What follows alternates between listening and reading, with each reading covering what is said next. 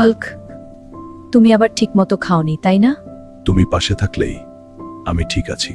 আজ শরীরটা খুব দুর্বল লাগছে। আমি আছি, তুমি ভয় পেও না। তার শরীরে একটা বিরল সমস্যা। জীবন শক্তি ধীরে ধীরে কমে যাচ্ছে। আজ নিজেকে খুব অসহায় লাগছে। ভালোবাসা তাকে ভেতর থেকে বদলে দিচ্ছে। একটা ফুল আছে, জীবন ফিরিয়ে দেয়। আমি চেষ্টা করব যেভাবেই হোক।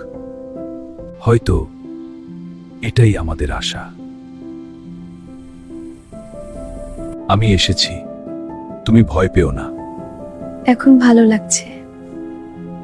তুমি সব সময় আমার শক্তি। আমাদের ভালোবাসাই আসল শক্তি। গল্পটা ভালো লাগলে লাইক দিও।